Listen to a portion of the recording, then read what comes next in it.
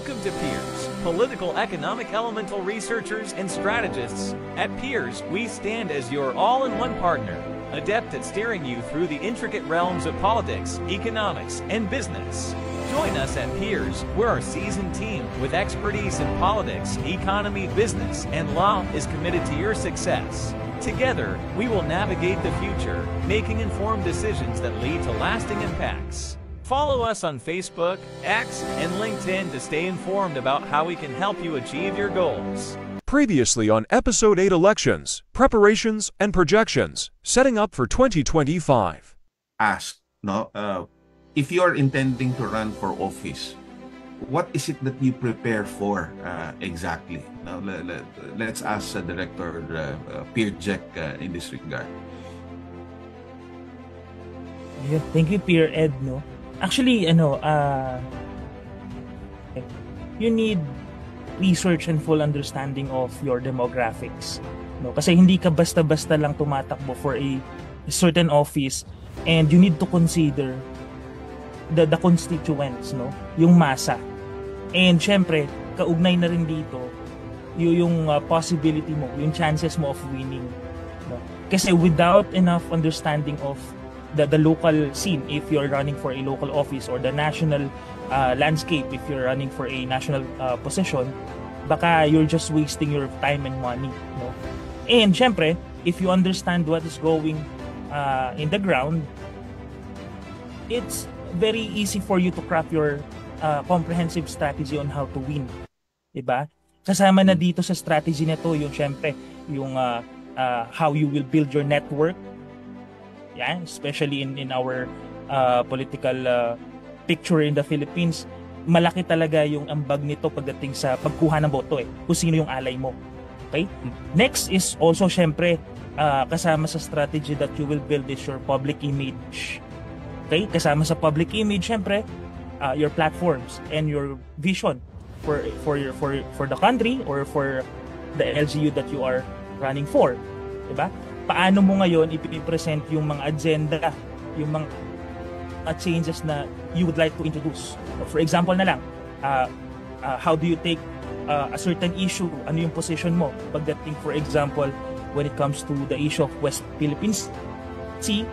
Okay? Anong position mo pagdating dito if you're running for a national position?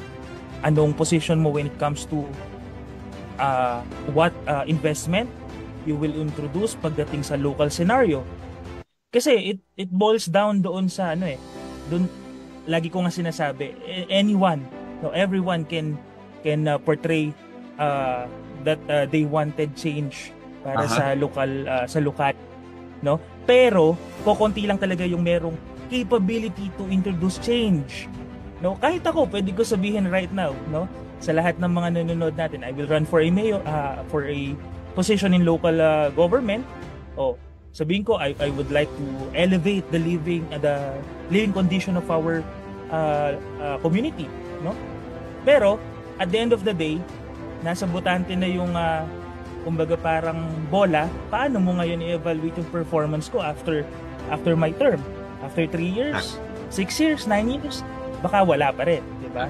And siguro kasama na rin syempre dito yung initial na kailangan natin ng budget, campaign team, and also syempre kailangan natin i-prepare when we are planning to run for a public office, yung legal requirements, which is currently medyo maingay ngayon yung issue ng a certain mayor na medyo lacking of public documents, kino-question ngayon, and we don't want that to happen to us kapag tayo yung tumatakbo in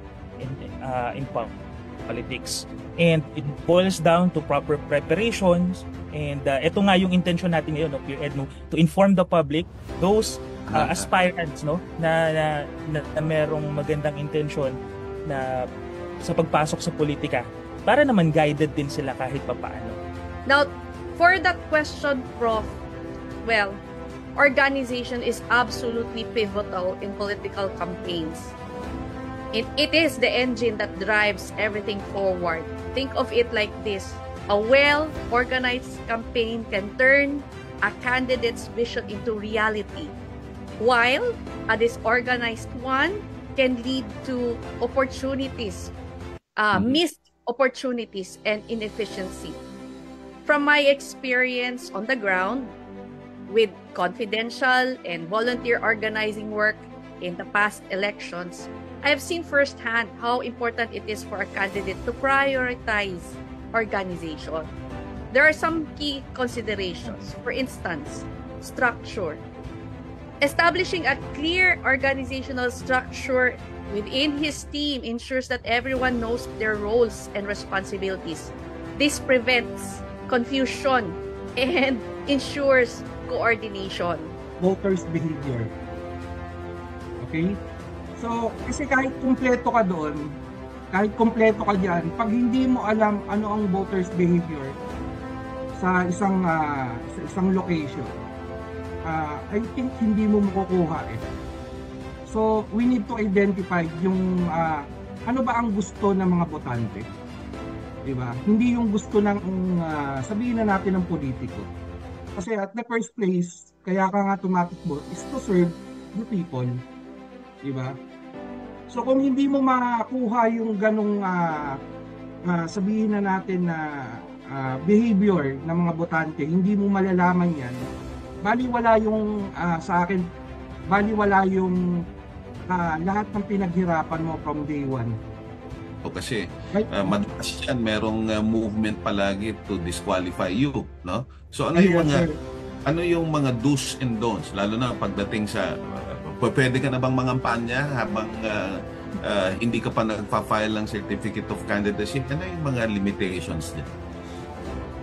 So yun nga po, syempre number one, tignan muna natin kung qualified ka daw sa tinatakbuhan mo. So this coming midterm election, so alam naman natin senators and mga local posting po, positions po ang ina-applyan po natin. So nandiyan naman po yan sa pagiging senator po, alam naman po natin at least syempre constitutional requirement, number one po ay yung age qualification po, di ba? So alam po natin na kailangan natural born, di ba? On the day of the election, at least 35 years old, able to read and write, registered voter, resident of the Philippines, no less than 2 years immediately preceding the election. Diba po? So dapat tandaan po natin na 35 years old fixed po yan. So dapat on the day of the election, 35 ka na. Okay? So ano pa ho ba? Yung mga ano natin, sa local naman, sa Congress naman po is depende po naman sa tinatakbuhan niyo po. Kasi meron po tayo, halimbawa, party list, at least dapat 21 years old po. So, 1 year po, kung sa local po kayo tumatakbo as congressman, representative po ng isang city or municipality, dapat at least 1 year po yung residency period niyo po doon. So, may mga in the past, meron pong nadidisqualify dahil sa residency. Number 1 po yun. Isa po sa mga tinitignan po yun ng mga kalaban. Kung ikaw ba ay nakatira ka doon sa lugar na yan at registered voter ka ba doon sa lugar na yon. So, isa yan sa mga disqualification na tinitignan ng mga lawyers pagka yung kalaban nila medyo malakas ang chance ang manalo. Mga technicalities pa. So, Peer Ed, I would just like to appeal to our voters. No? Let's elevate the definition of public service. Public service goes beyond ayuda.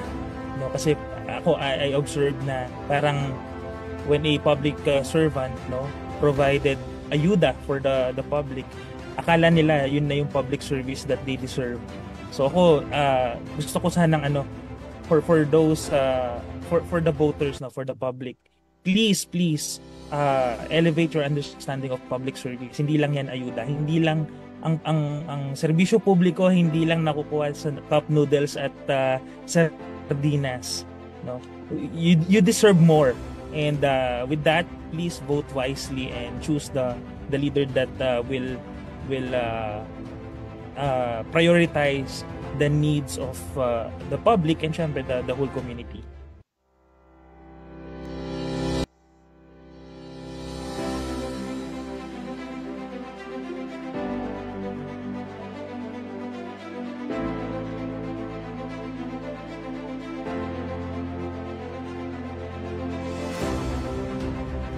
Magandang umaga bansang Pilipinas. Naimbag nga bigat kada kayo amin. Nakakasta nga umani kamo. Maayong buntag. Good morning po sa lahat ng ating mga kababayan. Napakabilis po ng panahon. At ngayon po ay nandito na tayo sa ating 9th episode ng ating pagharap ngayong umaga, ang pinamagatang Law and the Legal Profession, especially in the elections. And mga kasama, mga peers, mapalad po tayo, nakasama natin ang dalawang abogado na makakatulong na magbibigay linaw sa maraming bagay-bagay tungkol po sa pagiging abogado, ang pagiging election lawyer, lalo-lalo na po, malapit na po ang halalan. Pinapakilala ko po sa inyo ang peer na kasama natin ngayon, si Peer AAA, Attorney Aldrin Alba. Siya po ay isang ordinaryong manggagawa lamang at nagsumikap, ordinary government worker, nag-aral, working student, at ngayon ay isa ng abogado. At hindi lamang basta-basta abogado, kung hindi isang batikang election lawyer. Ayan, si Peer Attorney Aldrin Alba ay tutulungan po tayo na magbigay linaw sa iba't ibang bagay-bagay. Pwede po kayo magtanong mamaya. Ang isa po nating tagapagsalita ay isang matinding kasamahan to, si Peer Attorney Mark Vivit. Kung yung ibang abogado dyan ang sinasabi at dinadasal ay makapasa lamang, ito si Attorney Mark, number 2 sa bar exam. At ang diferensya lamang niya sa number 1 ay 0.1. Talaga namang idol ko ito. At nung undergrad pa lang, at nung nag-aaral ng abogasya, abay, may award ito, Latin Honors, Cum Laude, at Academic Excellence Awardee. Mapalad po tayo, peers, na kasama natin ay mga talagang masasabi nating alam nila kung ano ang sasabihin nila. Okay, napakaganda po ng ating pag-uusapan, Law and the legal profession, especially in elections. So, bago ko po simulan na tanungin ang aking mga magagaling na kasamahan, ay hayaan po muna ninyo na mag-discuss ako ng konting introduction ko para sa ating episode ngayong umaga. Admin, paki-share po ang ating screen.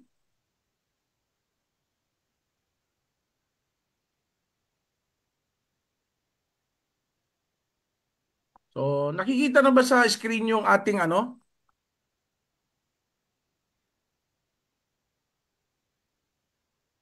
Ayan. So,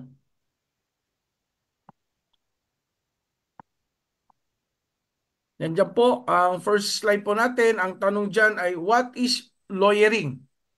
Ayan. Kitang-kita naman po, ang pag-aabogado ay hindi basta-basta. Ito po ay ginagamitan ng mga ating pinag-aralan, natutunan sa College of Law. So, hindi lahat-lahat po naman ay basta-basta na lang pwedeng maging abogado. Kailangan a lawyer is also called an attorney, counsel, or counselor. A lawyer is a licensed professional who advises and represents others in legal matters. Lawyering is the work of practicing law. It includes activities that require the application of law, legal procedure, knowledge, training, and experience.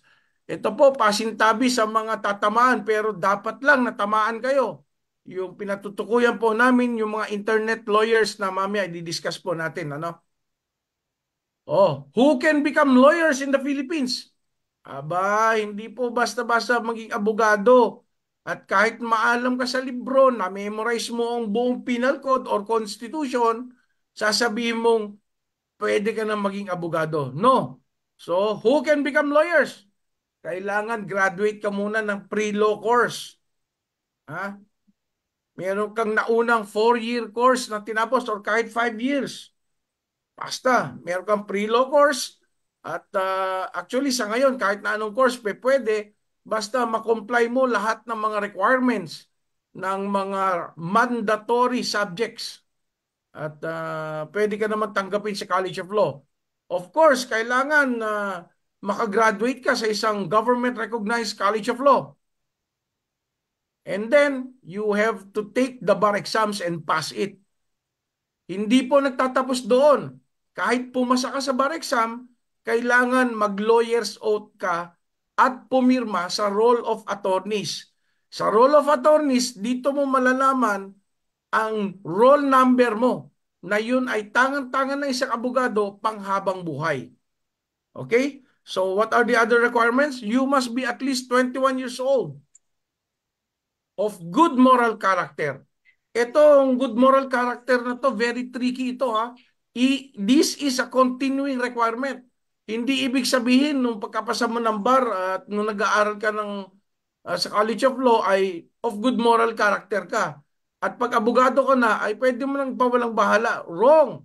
It is a continuing requirement. Pag sumablay ka, pwede kang masuspindi bilang abogado, ma-reprimand. At ang pinakamasaklap, yung matanggal ka bilang abogado if you do no longer possess good moral character. Okay, requirement din po na isa kang citizen and resident of the Philippines. Ano?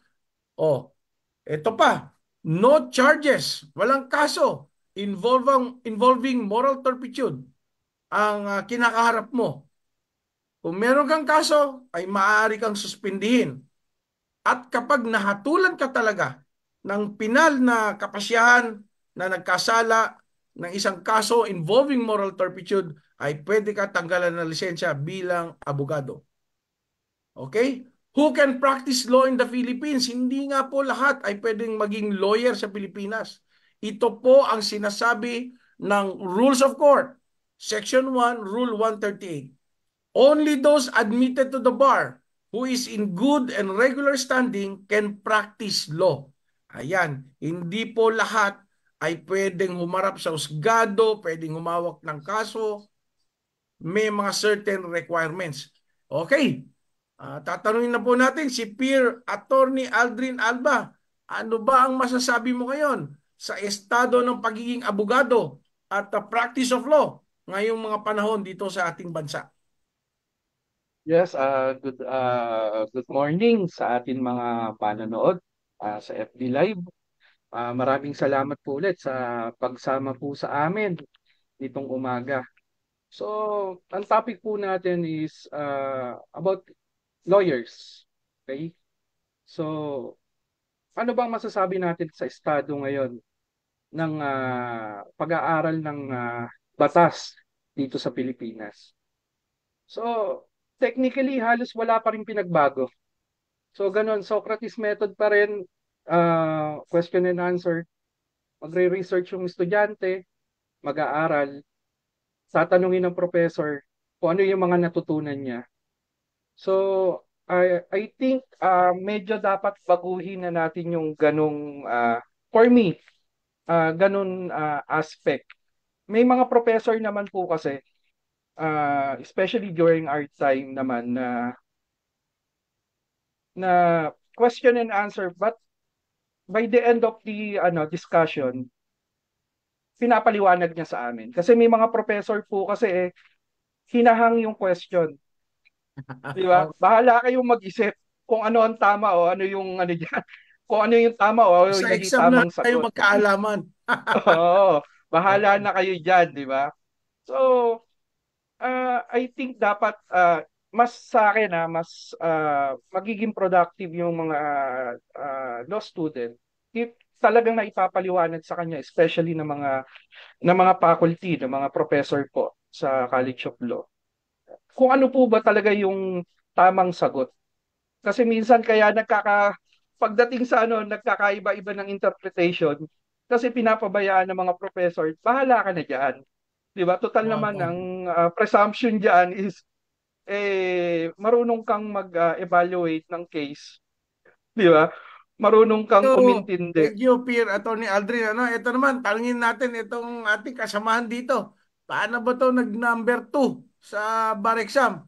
Attorney Mark, kumusta ba ang pagiging top-notcher? And siyempre, gusto rin nating marinig, ano masasabi mo ngayon sa practice of law sa ating bansa?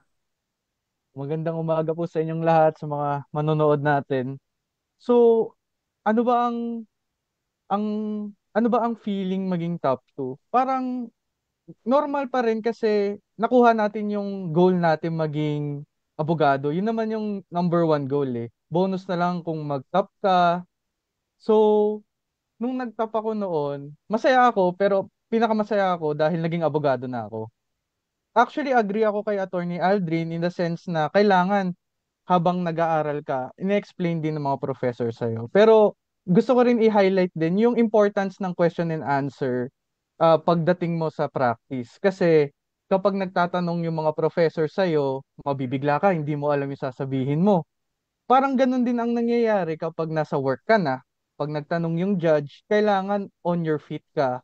Kailangan marunong ka isip agad upang masagot yung mga katanungan ng judge, ng client, o kung sino man ang nagtatanong sa'yo as a lawyer. But, yun nga, nag-a-agree ako kay Atty. Alba na kailangan may explanation sa huli para hindi tayo magkahiwa-hiwalay ng interpretation at malaman natin yung tama o mali.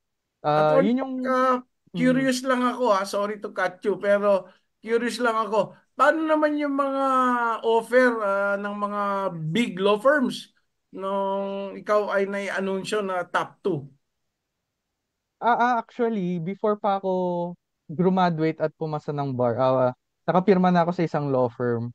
At hanggang ngayon doon ako nagwo-work at nag-enjoy naman ako doon sa work ko ngayon. Kasi siyempre maraming offer na magaganda yan. Napakaswerte naman ng law firm na yun. Number 2 pa yung free bar na paano pa nila. Nakuha na nilang kontrata. Okay. Salamat sa mga inputs ninyo. Ngayon, ang tanong sa ating mga kababayan ay mahalaga pa ba ang mga abogado sa panahon ngayon? At ano sa palagay ninyo ang relevance natin sa ating lipunan? Attorney Aldrin, ikaw na unahin ko. Relevance, okay. So, merong nagbigay ng question yung isa naming professor sa constitutional law, si Attorney Tolalian. Naalala ko pa ho, talagang napakagaling na professor in constitutional law. So sabi niya, merong isang phrase or isang line doon sa kay Shakespeare, Henry D. 50 po yata yun kung hindi ako nagkakamali. Let's kill all the lawyers. Kill all the lawyers. Yeah. So sabi nga, let's kill all the lawyers kasi nung nag-a-appraise po yung mga panahon nung sa England po. So ang number one na ano ba yung dapat nating gawin para ma-trample yung monarchy? Sabing gano'n. So sabing gano'n, may isang nag-suggest, let's kill all the lawyers. Bakit? Kasi lawyers are guardians. 'Di ba? Guardians. So lahat po ng aspekto ng buhay po natin kasama po ang batas. Kung walang batas, magulo, 'di ba? Alam naman po natin 'yan. Tama yun. So, Anarkiya. yeah, anarchy. Yan po. So, ang importansya po ng lawyer magagamit po in everyday life. So, wala pong bawat galaw natin puro batas. Ngayon nabubuhay po tayo sa mundo na puro batas. At kailangan po nating sumunod. Siguro, Attorney Aldrin, Attorney Mark, kailangan linawin natin sa ating mga kababayan na ang isang abogado ay hindi lamang isang pribadong individual. We are also officers of the court. Tayo po ay kabahagi ng lahat ng mga hukuman at lahat na nagpapatupad ng batas na ipaalala sa ating mga kababayan na sundin natin ang batas. Otherwise, there would be anarchy. There would be chaos in our society, di ba? Peer Yes po, Attorney tama Mark, po yan. pwede bang malaman naman, relevant pa ba sa palagay mo ang pagiging isang lawyer sa ating society?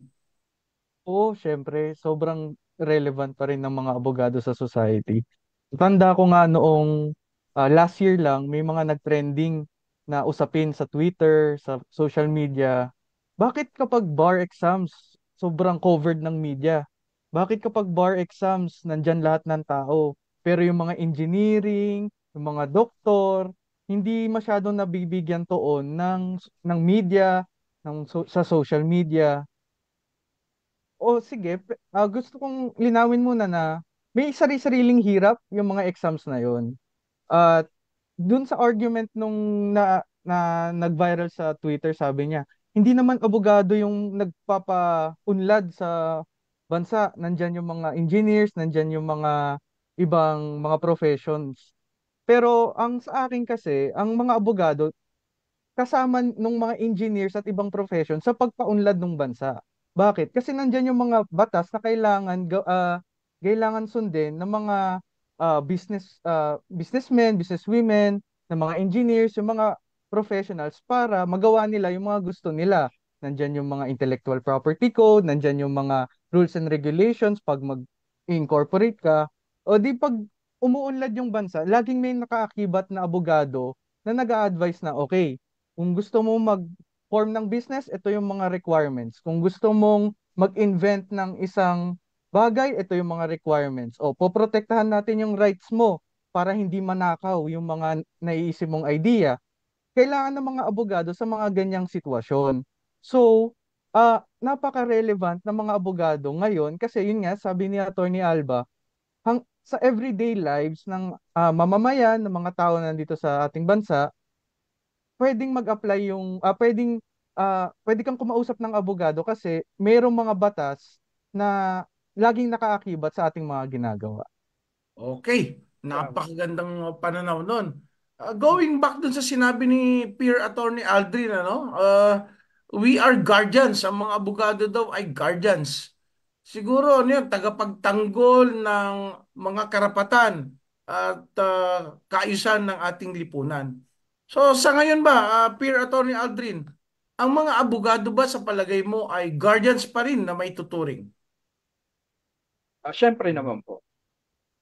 I do believe naman po na syempre sa isang organisasyon, hindi naman po mawawala dyan yung mga sabihin na natin na nalihis po ng landas. Di ba po? Pero I do believe naman po kasi magsisinungaling po tayo dito kung sasabihin natin. Kasi may mga lawyers po na napapabalitaan na nasasangkot po sa iba't ibang hindi po magandang bagay. Katulad po nung isang napabalita na na-involve po siya sa drugs. Di ba? So, hindi po natin pwedeng sabihin na 100%. Pero I do believe naman po na mostly sa mga lawyers, hindi po ipagpapalit ang kanilang nakuhang dot. Di ba po? Yung period ATTY no? dot. Opo, ako nga, kahit bigyan mo ako 100,000,000, hindi po ako magtitake ng barik sa mulit eh. Parehas tayo, parehas tayo. Di ba po? Peer Attorney Mark, paano natin na ipakita sa ating mga kapitbahay, mga kumare at kumpare na we are still guardians of the society? Mapapakita lang natin dyan sa pag-advise ng tama sa mga nagtatanong sa atin. As lawyers, syempre, meron tayong mga kapitbahay, mga kamag-anak, biglang, attorney, may ganito ako, may gusto kong gawin na ganito. O ano ang sasabihin mo? Dapat sabihin mo yung tama. Huwag kang mag-advise ng mali. Or kung hindi ka sure, aralin mo muna ulit yung batas. Kasi syempre, as guardians nga ng ating batas, kailangan tayo yung nagbibigay ng tamang interpretation sa mga nagtatanong sa atin. At sa tingin ko, yun yung magbibigay ng purpose sa atin as a lawyers para maging relevant pa rin at maging guardians pa rin ng ating batas. Tama, napakagandang kasagutan no. Ito ngayon, alam naman natin mga peers, usong-uso ang internet, ang social media, napakarami ng impormasyon yan at napakadaling makuha ang impormasyon.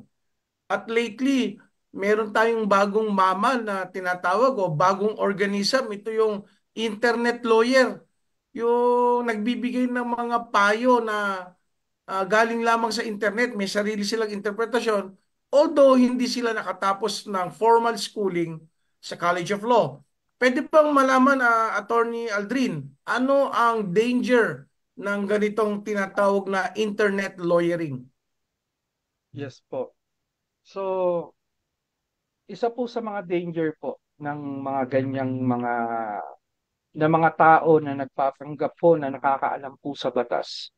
Number one po is, sabihin na ho natin kung peki po yung nakuha nyong peki po yung nakuha niyong advice, tingin ko po peki po yung magiging resulta.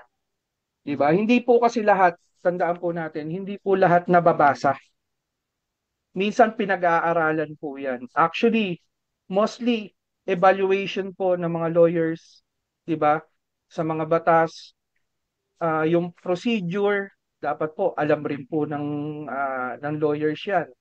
So Statutory pagkamali po, construction, mga ganon. Tama. yung statutory construction, yung pag-interpret po ng batas, which is kaya nga po, sorry po sa mga nagpapanggap po na lawyer, pero oh, wag naman po sana, wag naman po sana dahil yung risk po na yung paniniwala po kasi ng mga tao na na tama pala yung pinapakinggan nila, yung rights po nila medyo nagiging dehado po sila, 'di ba?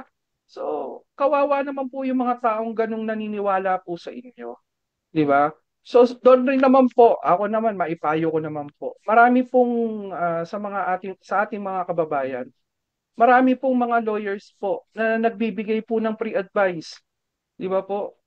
Marami po niya. Sa IBP, pumunta lang po kayo. Meron po mga lawyers po doon. Sa mga local ano po natin, sa chapters.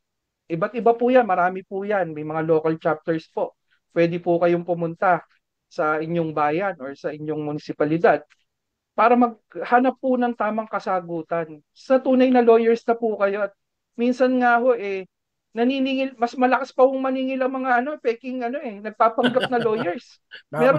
Meron akong na pabalita na ah, nagpapanggap siya ng lawyer, nakakuha siya almost 1 million acceptance fee. Wow. Wow, Sana dynamite all. tayo. Idol. Sana all. Pero masama Diba? yun. Yan po ay Opo. pinagpakusahan ng batas because that is unauthorized practice of law. Yes po. Yes Oo. po. So, ano Okay. po yan, may kakakibat na parusa po yan. Tama po So, yan. Mag-iingat tayo ha. Kapag daw peke yung advice na nakuha, asahan ninyo. Peke ang resulta. Kaya huwag kayong magugulat.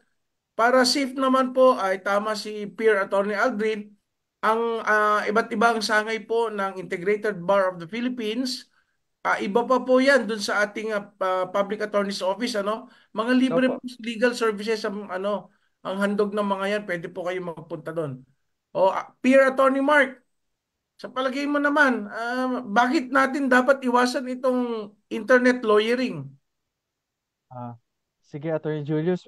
Pero bago ako magsimula, gusto ko munang i-highlight, no? Dahil madami ng sources of information, may social media, ini-encourage namin ang lahat na basahin din yung batas. Yung batas dapat is made to be understood by the common folk, no? Dapat naintindihan siya ng ating mga mamamayan. Pero kung mahirap siya intindihin at papasok na tayo sa interpretation, kailangan na natin kumonsulta sa mga abogado, sa tunay na abogado, hindi sa mga internet lawyers na walang lisensya dahil baka mali ang ibigay nilang advice. Paano magiging mali ang kanilang advice?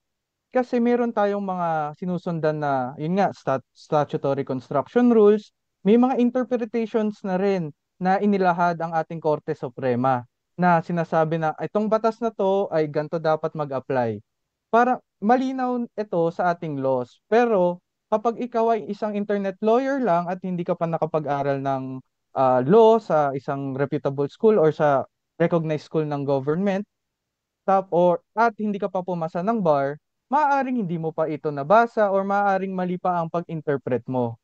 So, kung ikaw ay isang internet lawyer, okay lang magbasa ka ng batas. Okay lang na interpret mo yung batas. Pero wag mo siya sasabihin sa ibang tao. Wag mo sasabihin yung interpretation mo na, oh, ito ang tamang interpretation na to. Kasi nakakaapekto ka na ng ibang tao, which would now be considered as an unauthorized practice of law, which is prohibited under our law and under the rules of court, no? Tama. So, yun. Yan, Okay. Attorney Digala. Peer Attorney Aldrin, Opo. enough ba na mabasa mo lang yung nakalagay halimbawa sa rules of court or civil code or penal code? Is that enough or kailangan pa rin mag-rely sa tinatawag na jurisprudence. And what is jurisprudence? Jurisprudence po is a decision po ng ating kataas-taasang hukuman na dinidiscuss po doon kung ano po yung interpretasyon po nila doon sa kaso na yon. So doon po, sabi nga po jurisprudence is part of the law of the land. Meron po niyan. So anong importansya po nun? Kasi maibalik ko muna yung sa kasi gusto ko maidagdag yung Sige, meron po go kasi ahead. akong Oo. experience na meron po kasi akong experience kasi ano po ba yung naging medyo magiging masamang dulot ng ikaw mismo may nabasa ka lang na batas eh ini-interpret mo na ng sarili mo, hindi ka naman lawyer or ordinaryo kang tao, may nabasa kang ganitong batas, anong masamang dulot nun? Meron po ako naalala na lumapit po sa akin. Dinismiss po daw ng piskalya yung kaso niya. Sabing gano'n. Kasi ang interpretation niya sa batas, dapat daw directly sa prosecutor.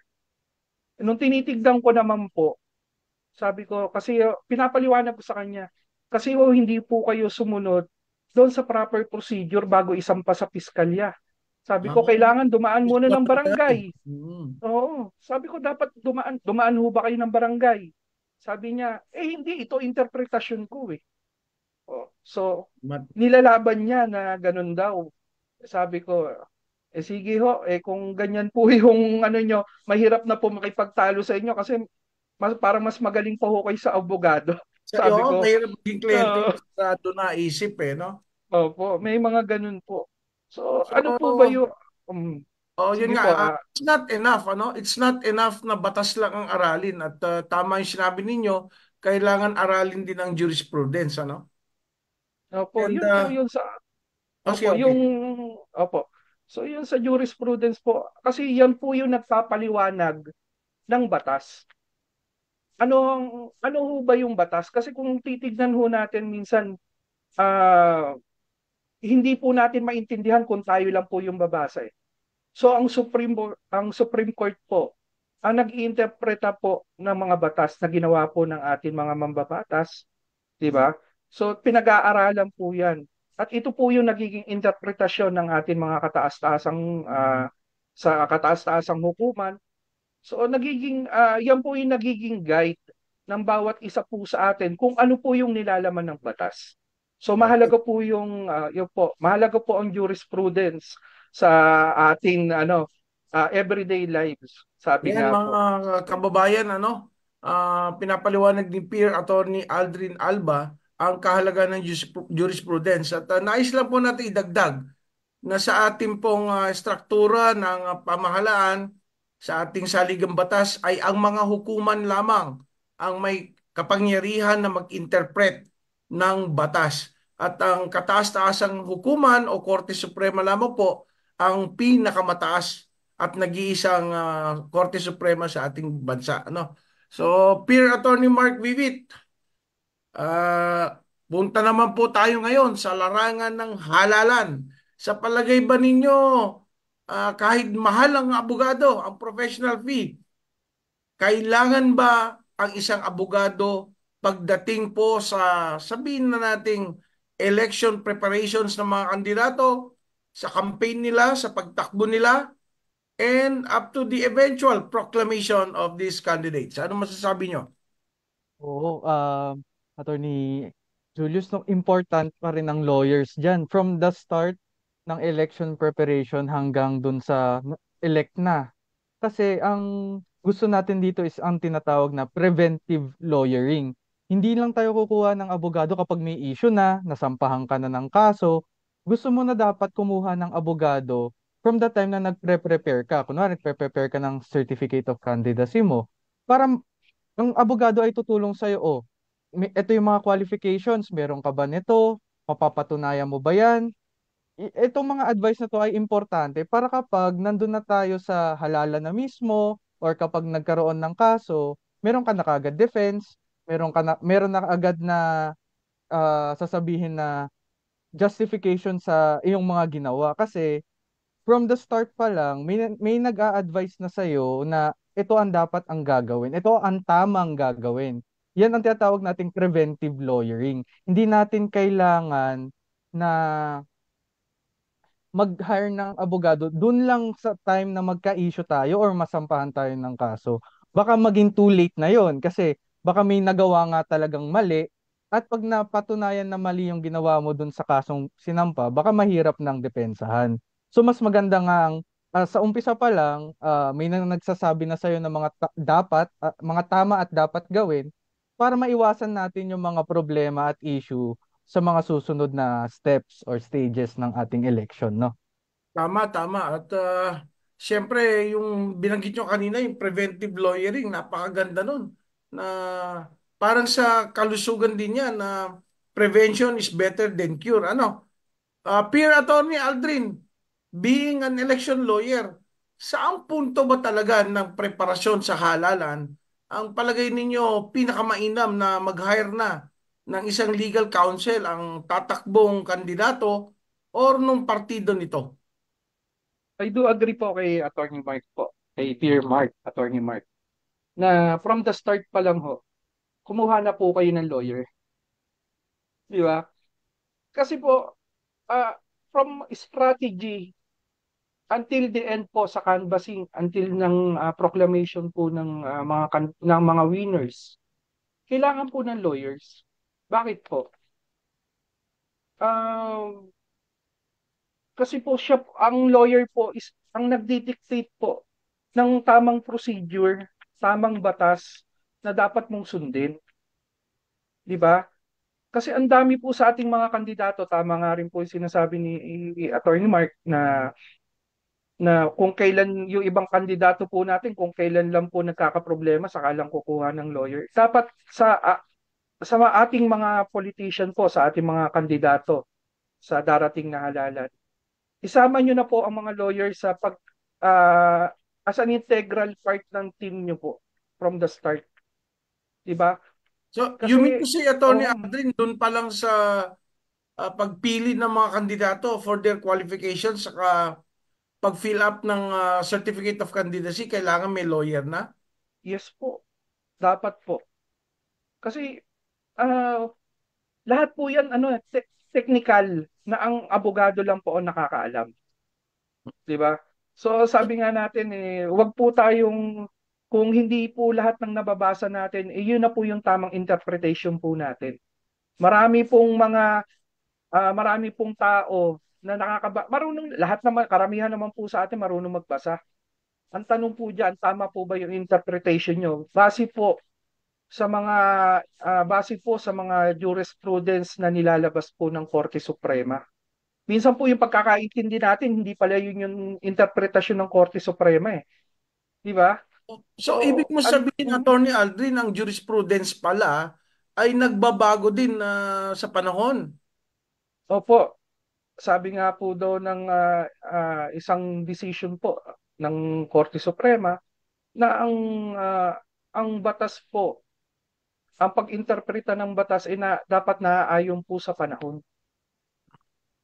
So, ibig Di ba? sabihin, yung nakaraang interpretasyon ng Korte Suprema ay maaring baguhin kapag naiba ang panahon. Yes po. Marami na pong ganyan na jurisprudence na overturn na po. Peer Attorney Mark, halimbawa naman ang isang kandidato ay nanalo sa kanyang posisyon na inaasam. Tapos natuklasan na merong mga maling inilagay sa kanyang certificate of candidacy. Makatarungan ba na siya ay maalis sa pwesto dahil lamang sa maling paglalagay ng datos sa certificate of candidacy? Dito pwede tayong magpa-cancel ng certificate of candidacy kasi may mga misrepresentation na tinatawag dun sa paglagay ng mga information sa certificate of candidacy.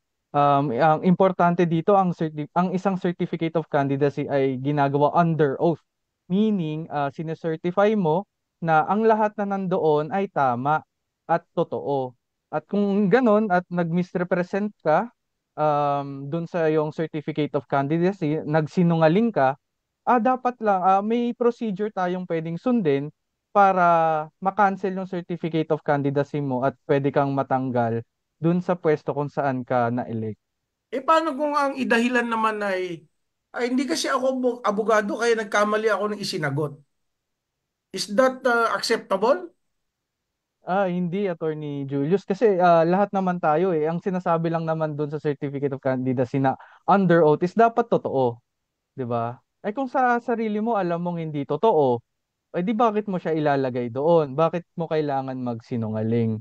So yun yung ang iniiwasan ng ating batas, no? Na magsinungaling yung mga candidates natin sa mga ilalagay nila, sa mga dokumento na ipapasa nila sa COMELEC kasi yan ang magiging basehan ng ating mamamayan ang ating mga botante. Titignan nila yan, ano ba, saan ba nanggaling itong kandidatong ito, ano ba ang qualifications niya, may qualifications ba siya. Yun yung titignan nila. At kung nagsinungaling ka, hindi pwedeng sabihin mo lang na, ay wala kasi akong abogado eh. Kasi alam tayo sa sarili natin, alam naman natin kung ano yung totoo eh. So, kung nagsinungaling ka, kahit meron or wala kang abogado, medyo pwedeng ma-cancel yung certificate of candidacy mo. Okay. So malinaw ano? At nabanggit mo nga yung material misrepresentation can lead to disqualification. Attorney Aldrin, eto, bibigyan kita ng isang mainit na issue. Kaya lang, it is better na wag na tayong magbanggit ng pangalan o mga lugar, ano? Wag tayong magbigay ng specifics, ika nga. So, generalize lang tayo. Attorney Aldrin, may mga napapabalita ngayon na nanalo, nakaupong mga public official, ano? Mataas ang posisyon. Tapos kapag tinanong mo yung kanyang nakaraan, batay sa kanyang certificate of candidacy, ay hindi niya maalala. Ito po ba ay katanggap-tanggap? Um, Tingin ko po, hindi po. Um, Siguro po, yun nga po yung kahalagahan ng isang lawyer, di ba? So, kung ikaw isa kang kandidato at yung kalaban mo naman eh, tingin mo merong yun nga po yung kahalagahan na masisilip po nila yung mga technicalidad na sinasabi. Technicalities po. So, katulad po niyan, sasabihin po nung ng isang kandidato na siya po ito po ang kanyang kwalifikasyon. Alam naman po doon sa bayan nila na sabihin na natin na aminado nga po May, may nakita po ako isang clip. Di ba? Pero Ang sabihin na mahirap po, dun nagpakilala siyang Pilipino eh. Ano? yun nga po ang Tapos bandang problema. huli, Pero hindi niyo maalala? yun nga po na kung may abogado po yung kalaban po niya nung panahon na yon, umpisa pa lang papailan na po namin ng kaso. Disqualification po. Kasi hindi po siya nakasunod sa criteria po ng bilang isang kandidato sa isang halalan. So, yun nga po yung masakit sa iba natin politiko, sa ating mga kandidato na kumukuha lang po pagka minsan tapos na ho ang problema. At minsan yung problema na yon is hindi na po maaayos.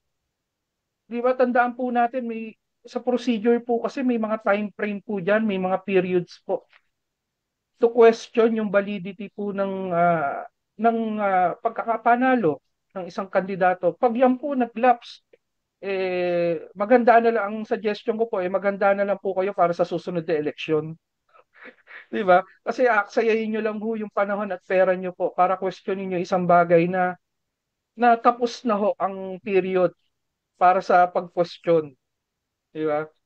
At saka Mahalaga po nakakapit 'yan. isipin na Attorney Aldrin, ano, na kaya palang magtanim dito sa iba't ibang bayan natin o lungsod ng dahil sa marami ang kanilang war chest, marami silang panggastos, matataas na offices ang makukuha nila. Kaya dapat talaga itong darating na 2025 elections, maging mas stricto ang COMELEC sa pagsala ng kanyang kandidato. Lahat ng kandidato, dapat stricto po ang pagsala, di ba? Opo. So, in fairness naman po sa COMELEC, tama naman po sila na ang sabi po nila wala kasi nag-question kasi wala sa kapangyarihan nilang mag-question ng ng kwalifikasyon, di ba? Kailangan may complainant talaga, Oo, no? may complainant po talaga. Kasi wala po sa batas po, wala po sa batas. Minsan nga po daw nag-invoke sila ng criteria. Kailangan po daw lahat may drug test. Eh, nilaban po ng isang grupo sa Supreme Court yung ganong qualification kasi sa Constitution naman wala namang ganon qualification. So, pinagbawalan sila ng Korte Suprema na huwag niyong isama sa kwalifikasyon yan kasi wala nga naman talaga sa Constitution. So, it's high time po na tingin ko po, i-revisit po natin yung mga election law po natin. At O, tama. mabigyan pa ho talaga ng kapangyarihan at pangilang COMELEC sa kanilang paggawa. Oo. Binabanggit nyo, Atty. Aldrin, na revisitation of our election laws, ano? Peer Atty. Mark, kailangan bang, sa palagay ninyo, baguhin yung nakalagay na pagdating sa educational attainment, naka-requirement, ano? Actually, nakalagay lang doon, able to read and write. Ano sa palagay ninyo, Peer Atty. Mark? So, sa akin personally, okay na siyang ganun lang ngayon. Kasi hindi pa natin napapag-aralan talaga yung effects niyan eh. Wala pang study na sinabi na kapag nakapag-aral yung tao, magaling na siya kaagad. Hindi natin logically and scientifically na masasabi na may correlation yung pag-aaral at yung pagiging magaling sa pagiging leader at pagiging politiko. Wala pa tayong definitive answer doon. So, dahil wala pa tayong definitive answer doon, mahirap naman na baguhin natin agad yung batas na sabihin na kailangan nakapag-graduate ng gantong level, nakapag-graduate ng gantong course.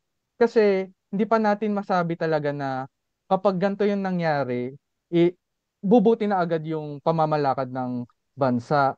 So okay lang naman yon kasi gusto rin naman din natin mag-encourage ng ating mga ibang kapatid at mga mamamayan na mag-engage sa politika kahit na hindi ka nakapag-aral pero marunong ka magbasa at magsulat. Gusto natin silang mag-engage din sa politika at hindi lang ito para dun sa mga kapag-aral lang na may pera lang para makapag-aral. Hindi yun ang gustong anuhin ng ating saligang batas. Ang gusto ng saligang batas inclusive sa lahat. Kaya I think okay naman muna na ganun yung ating saligang batas in that regard. Tama, no? Nabanggit nga sa jurisprudence na it will be discriminatory for those who are financially challenged na i-require sila ng higher educational attainment. So I agree with you, Atty. Mark, ano? So mga peers, kung sino man sino man dyan, ang gustong sumagot, meron tayong katanungan na pinadala sa akin dito. Kung kayo po ang tatanungin, ano sa palagay ninyo ang election policy or law na marapat na at napapanahon na baguhin? Ano sa palagay ninyo yung pwede nang baguhin dahil nagbabago na panahon? Siguro po yung mode po ng ng casting ng vote, number one po. Siguro ano po natin yung paraan ng pagboto kasi marami po sa atin hindi po minsan nakakapunta ng mga polling precinct dahil sa trabaho or minsan dahil may kapansanan or dahil na ho sa mga dahil na po sa nakakatanda na ho, medyo hindi na ho Ah. kayang maglakad, di ba po? So you mean to So, say online voting, Peer Attorney kung Aldrin? yeah, oo, yeah, kung pwede po sana mabigyan po ng pagkakataon yung mga ganon. Halimbawa na lang po yung mga sa senior citizen, meron po kaming experience diyan na ang polling precinct niya ay nasa third floor. Mahirapan nga naman umakyat. Talagang maglakad nga lang ho papuntang gate, papunta doon from gate papunta doon sa baba pa lang ng presinto hirap na ho paano pa ho kung umakyat. So marami pong tandaan po natin ang senior citizen is almost 12 million na po. Oh, 12 ang taas million. na pala ng percentage nila, Oo, no? malaki po ang boto ng senior citizen. Tandaan po natin. Kasama na ho dyan yung mga anak, mga apo. Pagka yan, nakuha nyo po yung simpatsya ng senior citizen, naku po, sabihin na ho natin, medyo maganda-ganda na ho yung kalalagyan nyo sa susunod na eleksyon. Oh, Di yeah, ang ba? ganda ng impormasyon na binigay ni Peer Attorney Aldrin, ano, mga kababayan. Napakarami na po pala ng nasa hanay ng senior citizen. Kaya sa mga kandidato dyan, huwag niyong isnabin si lolo't lola. Huwag niyo silang Opo. pabayaan. Bagkus ay tignan niyo ang kanilang kapakanan at dagdagan ang kanilang benepisyo dahil darating ang panahon, kayo ay magiging senior citizen din. Ano? Yun Oh, nga po. kaya, mga peers, ano? Every election na lang, meron tayong naririnig na aligasyon ng vote buying, at PCOS manipulation. Sa palagay ninyo, totoo ito or kung totoo man ito, ano ang marapat gawin ng ating COMELEC at ng ating mga kababayan? Di Attorney ba? Mark. Attorney Siguro, Mark. um, kung sa ating mga kababayan, although recognize naman na kung kunwari may nag-offer na bumili ng boto mo, isipin mo na lang din, magiging worth ba yung boto ko ng gantong amount of money? Kasi dapat as voters, inaalam natin kung ano yung talagang programa ng ating iboboto. Alamin natin kung ano yung mga plataforma niya. Para malaman natin, kapag binoto natin to, uunlad tayo. Gaganda yung ating kalagayan. Yun yung dapat nating kino-consider. Kasi kung may bumili man ng boto nyo, maubos yun. Isang araw, dalawa, tatlo, isang linggo. Pero kapag nakahalal ka ng isang magaling na leader, magaling na politiko, at marunong siya ang magpaunlad ng isang syudad, tatagal tatagal yung benefits na makukuha mo eh. Kasi gaganda ang iyong paligid, may mga opportunity na papasok for work para sa trabaho. So isipin natin, ano ba ang magiging effects ng pagbenta ko ng aking boto? Magiging worth it ba siya? Magiging sapat ba yung pagbenta ko ng aking boto o hindi? Kasi para sa akin, mas maganda yung long term na growth, long term na benefits kaysa yung short term lang. Kasi mamaya niyan, magsisi kayo na ano ba yan? Parang wala namang ginagawa ito si political A, si political B. Kaysa na, sana binoto ko na lang si political C. So, ayun, yun yung parang advice ko sa ating mga mamamayan dyan na pag-aralan ng mabuti yung mga plataforma para malaman natin yung mga magiging effects ng iyong boto. Mm. No. So, pwede natin siguro sabihin para wala ng tension, ano? Kasi pag tinanggihan mo ang pera, baka pag-isipan ka pa ng hindi maganda o gawan ka ng hindi maganda. So, pwede ring tanggapin ang pera, iboto ang nasa konsensya. Tama po ba, Attorney Mark? Pwede, pwede, Attorney Ray. Hindi naman Private nila naman yan eh. makikita, di ba? Hindi naman nila malalaman. Private naman yan. Idagdag po natin dyan, Attorney Terpic sa Attorney Mark.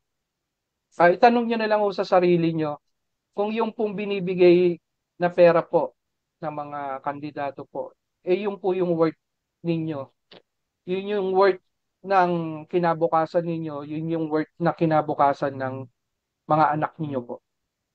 So yun na lang po ang itatanong ko sa inyo kung itatanong doon sa mga botante. Di ba? Attorney, binigyan ako, ang taas, 5,000.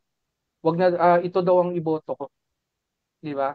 So, ang itatanong ko lang sa'yo, 5,000 lang ba yung worth mo? Worth ng kinabukasan mo at kinabukasan ng mga anak mo. So, kung yan lang ang halaga mo, wala akong masasabi. Sige, bahala ka sa buhay mo. Pero ako, siguro kahit bayaran ako ng milyones, ipagpapalit ko yung kinabukasan ko. I will not do that. Tandaan po natin, ang halaga po ng kinabukasan. Huwag na ho natin tignan yung kinabukasan natin kinabukasan po ng mga anak natin. Kasi wala hong magulang na naghahangad ng hindi magandang kinabukasan sa mga anak niya. 'Di ba? Kaya nga natin pinag-aaral, nagsasuggest tayo kung ano yung dapat nilang kunin, kurso. dahil gusto natin maging maayos yung buhay nila. Kung ganun po yung iniisip po natin, ganun rin po yung isipin natin sa panahon ng ating pagboto. Oh, Yun po. kaya lang, Maraming salamat po. mga peers, meron tayong problema siguro pagdating sa enforcement ng batas kontra vote buying. Bago ang episode na ito, nagpa-research ako sa aking mga kasamahan sa law firm kung meron na bang na-convict ng vote buying. So, hindi sila makahanap eh. So far, ang data na nakuha namin, may mga nahuli, may mga operasyon laban sa vote buying, pero yung conviction, walang mahanap ang aking mga kasamahan. At dagdag dito, nung nakaraang barangay and SK elections, nag-create pa nun ng mga task force against illegal vote buying. Subalit, wala akong nabalitaan na na-convict. Kayo ba, meron kayo na-encounter na convicted sa vote buying? Meron Wala po on akong my part ako. nabalitaan, kaso lang conviction wala. Marami pong nahuli, O pero yun. conviction wala. So, siguro yan nga po yung, kaya nga po ang sinasabi ko po sa ating mga mambabatas, na siguro bigyan pa ho natin ng, para kung gusto po natin maging malinis po ang ating eleksyon, at maging maayos po at patiwasay po. Pag-aralan po ulit natin yung ating mga election law. Kasi ho, yun nga po, ang hirap minsan patunayan na dahil nga po sa ganyang mga sitwasyon, minsan nadidismissan po yung nadidismiss po yung mga kasong na ipapile po. Tsaka dagdag dyan siguro ay i-consider natin, usong-uso na ngayon ang online at cashless transactions. Di, kung dati mahirap na ngang huliin, lalo na ngayon. At 'di ba online and cashless transactions, 'di ba? Po, siguro yun nga po. At kaya nga po, ang dami nating dapat i-revisit sa akin po. Ang dami natin dapat pagtuunan ng pansin. Especially sa panahon ngayon, digital age. Ang paggawa nga ho minsan ng krimen, digital na rin po, yung pang-i-scam. Dati-dati, harapan, kailangan kaharap kita bago kita ma-scam. Ngayon po, Oo nga, digital online. lang po, online lang. Di ba? Oo. May magpapakilala lang sa'yo. Ako si ganito, si ganyan. Syempre, hindi naman po natin masisi yung iba nating kababayan na nabibiktima po. Dahil sa hirap rin po ng buhay. Minsan napapaniwala po sila sa mga ganong scam na ginagawa ng hindi magagandang yung mga Attorney tao Aldrin, masasama. Oh. yan ay kabahagi nga nung risk ng advancement in technology, ano? Kaya dapat Yes. talaga ang batas natin ay mag-cope up na rin sa advancement ng information and technology. Naku, Dapat po. Tama. mga peers, mga kababayan, ang bilis po ng lipad ng oras. Nakakagulat po at matatapos na po ang isang oras natin para sa episode na to. Kaya hihilingan po natin ng kanilang conclusion and parting words ang ating mga panauhing tagapagsalita ngayon. Unahin na po natin si Peer Attorney Aldrin Alba. Triple A, pasok! Thank you po. At muli po, nagpapasalamat po ako on behalf po ng aming samahan. Peers, sana po patuloy po niyong subaybayan ang aming programa tuwing linggo, alas 10 po ng umaga. Every Sunday po, may iba't iba po kaming topic na dinidiscuss. At hopefully, kung meron po kayong mga gusto po namin i-discuss, pwede po kayong mag-iwan po ng mensahe sa aming FB page. Pwede nyo pong para mapagtuunan po namin ng pansin at papag-aralan po. Muli po, maraming maraming salamat po. At sana po ay naging maganda po ang experience nyo po sa panonood po ngayon ng episode na to. Maraming salamat po. Salamat din, Peer Attorney Aldrin. Peer Attorney Mark Vivit, anong masasabi mo bilang konklusyon at parting words mo sa ating mga panauhin ngayong umaga? So maraming salamat sa mga nanood ngayon at patuloy pong subaybayan ang Peers Group sa mga episodes every Sunday. Parting words ko lang naman is maging vigilant tayo. Protektahan natin yung ating mga karapatan. So magagawa natin yan by consulting a lawyer, lumalapit sa lawyer, aral ng mabuti, aralin na yung mga plataforma ng mga politiko, at huwag tayo basta-basta aasa sa mga tinatawag nating internet lawyers at mga sabi-sabi dyan sa social media. Mas maganda pa rin na sure tayo na ang ating karapatan ay protektado. So, ayun, maraming salamat ulit. Thank you very much, Peer Attorney Mark. Ako naman, mga kababayan, ay una sa lahat, nagpapasalamat sa dakilang lumikha at sa inyong patuloy na suporta sa peers na aming grupo na wala kaming ibang layunin kung hindi makapaghatid ng napapanahon at kapaki-pakinabang ng mga impormasyon at gusto lang naman po namin na kayo ay gabayan at paglingkuran ng tama. At sa episode na ito ay napatunayan natin mahalaga pa rin po ang abogasya at ang pagiging abogado sa ating lipunan. Tulad nga po ng nasabi ng ating mga panauhing tagapagsalita ng mga abogado ay guardians ng karapatan, guardians ng batas ang mga abogado. Wala po kaming nais na guluhin ang pamumuhay ng ibang tao. Gusto lang po namin na ipaalala ang pagrespeto at pagsunod sa batas upang hindi mauwi sa anarkiya o kaguluhan ng ating lipunan. Subalit, gagamitin din natin ang pagkakataong ito. Ako at kasama ko mga abogado ay humihingi ng inyong pangunawa. Kung minsan sa palagay ninyo mayabang kami, kung minsan sa palagay ninyo nakakagulo kami, pasensya na po.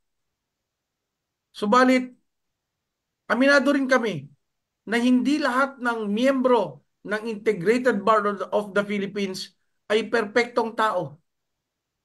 Anumang organisasyon ay mayroong tinatawag na bad eggs o yung mga naliligaw ng landas. Hindi po namin sila kinukonsinti, bagkus pipilitin po namin itama ang kanilang mga pagkakamali. Ituring ninyo ang mga abogado na mahalagang sangkap ng kaayusan at kagandahan ng pamumuhay sa ating lipunan. Huwag po tayong humusga na lahat ng abogado ay kumikita at yun lamang ang nasa isip, ang kumamal ng salapi.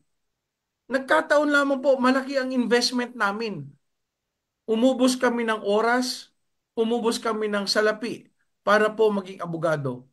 Natural lamang na kahit papano, sa dulo ng panahon ay magkaroon kami ng matiwasay na pamumuhay, ganun na rin sa aming mga pamilya. Subalit, inuulit ko po, ang abogado ay hindi likas na masama. Ang abogado, mas nakararami sa aming hanay, ay mabuti ang layunin para sa ating lipunan. At ngayong 2024 na meron tayong inaasahang halalan sa 2025, asahan ninyo, kaming mga abogado ay gagawa pa rin ng mga paraan upang bantayan ang karapatan ng lahat. Maraming salamat po. Patnubayan tayo na poong may kapal.